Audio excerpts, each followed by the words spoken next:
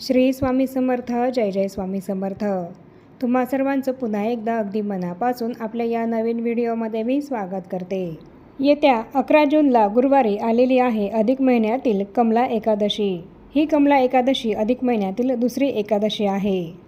अधिक महिन्यामध्ये येणाऱ्या या कमला एकादशीला खूपच अनन्यसाधारण असं महत्त्व आहे. कारण अधिक मास हा दर 3 वर्षांनी येत असतो आणि कमला एकादशीसुद्धा अधिक महिन्यामध्येच येत असते. आणि म्हणूनच अधिक मासामध्ये येणाऱ्या या कमला एकादशीचं महत्त्व हे खूपच अनन्यसाधारण असं आहे. अधिक मासामध्ये येणाऱ्या या कमला एकादशीचं व्रत केल्याने व्यक्तीला सौभाग्य, संतती आणि सुखसमृद्धीही प्राप्त होते. अधिक महिना हा श्रीहरी विष्णूंना समर्पित आहे. त्याचप्रमाणे एकादशीची तिथी ही सुद्धा श्रीहरी विष्णूंनाच समर्पित आहे. या अधिक मासामध्ये आपण जी काही सेवा, पूजा, अर्चा, दानधर्म, उपास तापास करतो तर त्याचे फळे आपल्याला अधिक पटीने प्राप्त होत असतं. अधिक पटीने पुण्यफळ हे आपल्याला मिळत असतं. त्याचप्रमाणे आपण अधिक मासातल्या कमला एकादशीच्या दिवशी जे काही उपाय करू तर त्याचे सुद्धा आपल्याला अधिक पटीने फळ हे प्राप्त होते.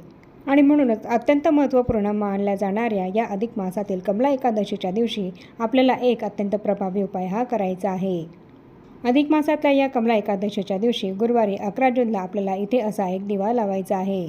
जर या अधिक मासातील कमला एकादशीच्या दिवशी असा एक दिवा इथे लावला तर यामुळे तुमच्यावर जर खूप कर्ज झालेलं असेल, खूप आर्थिक संकटांचा सामना हा जर तुम्हाला करावा लागत असेल, तसंच पितृदोषाचा त्रास हा तुम्हाला होत असेल, तर या तुमच्या सर्व समस्या दूर होण्यासाठी तुम्हाला हा उपाय करायचा आहे.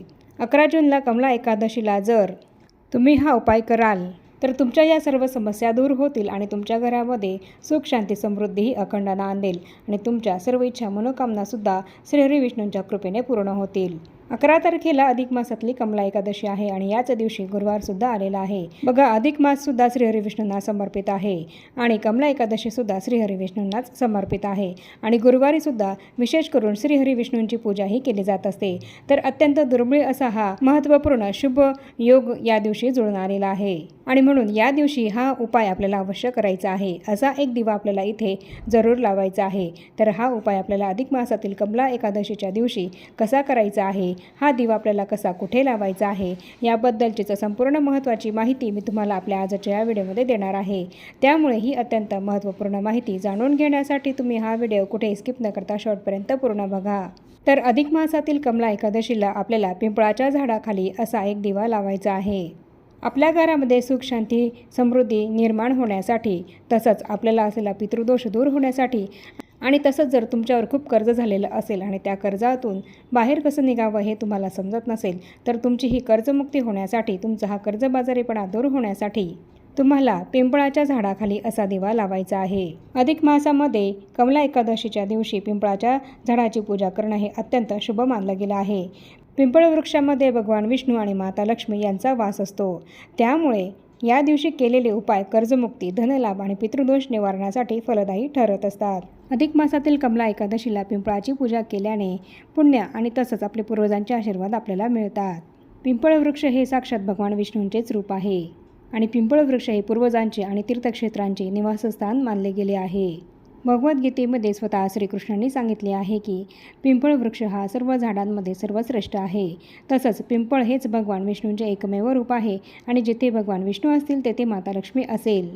आणि म्हणून पिंपळाची पूजा केल्याने भगवान विष्णू आणि माता लक्ष्मी यांचा आशीर्वाद आपल्याला मिळतो आणि सर्व कार्ये आपली पूर्ण होतात.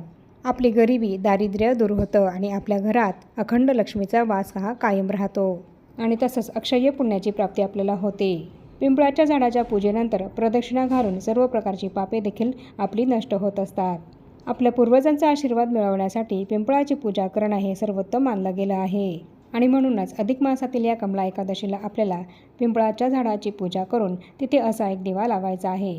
तर यासाठी आपल्याला एक मातीचा दिवा हा घ्यायचा आहे किंवा मग तुम्ही कणकेचा दिवा घेतलात तरीही चालेल किंवा मग पितळीचा, स्टीलचा कुठलाही दिवा तुम्ही घेतलात तरीही चालेल. आणि जर कणकेचा दिवा घ्याल तर अतिशय उत्तम. आणि या दिव्यामध्ये आपल्याला दुहेरी कापसाची एक वात लावून त्यामध्ये शुद्ध गाईचं तूप हे टाकायचं आहे आणि याप्रमाणे आपल्याला हा दिवा तयार करून घ्यायचा आहे. तसंच तुमच्या घराजवळ जिथे कुठे पिंपळाचं झाड असेल तर तिथे जाताना तुम्हाला हा दिवा घेऊन जायचा आहे आणि त्यासोबतच एका कलशामध्ये तुम्हाला शुद्ध पिण्याचं पाणी हे घ्यायचं आहे आणि या पाण्यामध्ये थोडंसं कच्चं दूध आणि चिमूटभर हळद ही आपल्याला टाकायची आहे. आणि असा हा दिवा आणि तसंच हे कलशभर पाणी घेऊन आपल्याला आपल्या घराजवळ असलेल्या पिंपळाच्या झाडापाशी जायचं आहे आणि हा उपाय आपल्याला सकाळीच करायचा आहे. सकाळी सूर्योदय झाल्यानंतर हा उपाय आपल्याला करायचा आहे.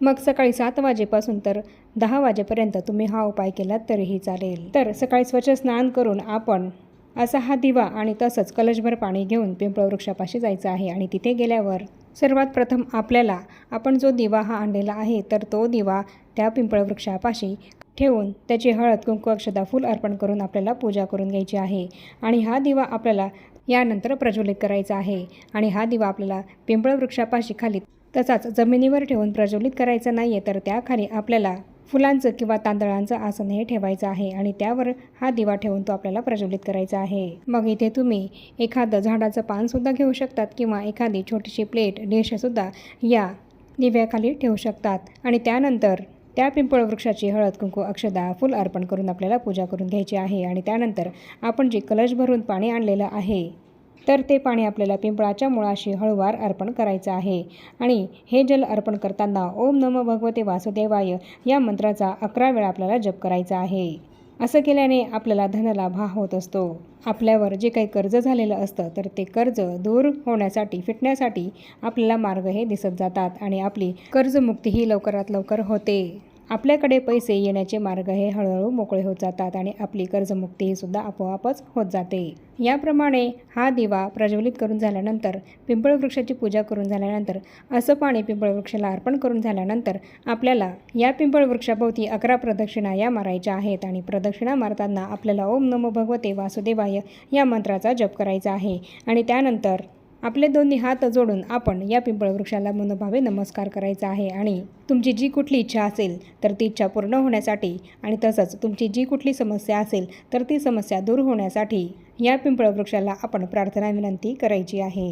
तर या अधिक मासातील कमला एकादशीच्या दिवशी जर तुम्ही असा दिवा पिंपळ वृक्षापाशी लावाल तर यामुळे श्रीहरी विष्णू आणि माता लक्ष्मी हे तुमच्यावर प्रसन्न होतील आणि तुमच्या आयुष्यामध्ये ज्या काही आर्थिक समस्या तुम्हाला असतील, तुम्हाला ज्या काही वारंवार आर्थिक संकटांचा सामना करावा लागत असेल तर तुमच्या या सर्व आर्थिक समस्या दूर होतील आणि तसंच जे काही कर्ज तुमच्यावर झालेलं असेल तर त्या कर्जापासून सुद्धा सुटका तुमची लवकरात लवकर श्रीहरी विष्णू आणि माता लक्ष्मीच्या कृपेने होईल. हळूहळू पैसे कमवण्याचे अनेक मार्ग हे तुमच्यासाठी खुले होत जातील आणि माता लक्ष्मी, धन, संपत्ती ही तुमच्याकडे येईल आणि त्याचप्रमाणे तुमच्या पूर्वजांचा सुद्धा तुम्हाला आशीर्वाद प्राप्त होईल आणि त्यांच्या आशीर्वादाने तुमची भरभरून प्रगती होईल आणि तुमच्या सर्व इच्छा, मनोकामना पूर्ण होतील.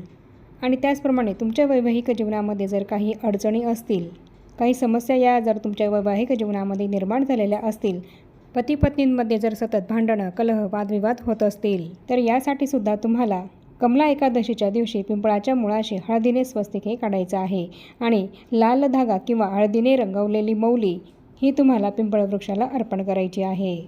यामुळे तुमच्या वैवाहिक जीवनामध्ये सुख, शांती आणि सौभाग्य हे तुम्हाला प्राप्त होईल आणि म्हणून तुमच्या वैवाहिक जीवनामध्ये जर काही अडचणी, समस्या असतील तर तुम्ही पिंपळाच्या वृक्षाला अधिक मासातील या कमला एकादशीच्या दिवशी असा दागा हा जरूर अर्पण करा आणि त्याचप्रमाणे असा दिवासुद्धा कमला एकादशीला तुम्ही पिंपळ वृक्षापाशी जरूर लावा. बघा, हा उपाय केल्याने तुम्हाला याचे नक्कीच 100% पॉझिटिव्ह रिझल्ट हे दिसतीलच आणि ही संधी आपल्याला पुन्हा 3 वर्षांनीच अधिक मासामध्ये प्राप्त होणार आहे, कारण अधिक मासामध्येच कमला एकादशी ही येत असते. त्यामुळे यावर्षी ही जी संधी आपल्याला मिळालेली आहे तर ही संधी आपल्याला चुकूनही सोडायची नाही आहे आणि म्हणून आपल्या घरामध्ये सुख, शांती, समृद्धी ही अखंड नांदावी, आपली सर्व इच्छापूर्ती व्हावी यासाठी अधिक मासातील या कमला एकादशीच्या दिवशी तुम्ही ह्या दिव्याचा उपाय हा अवश्य करा. आणि आता या छोट्याशा माहितीसह आपण आपला आजचा हा व्हिडिओ इथेच थांबवूया आणि भेटूया पुन्हा अशाच नवीन एका माहितीपूर्ण आणि महत्त्वपूर्ण व्हिडिओसोबत. तोपर्यंत सर्वांना श्री स्वामी समर्थ.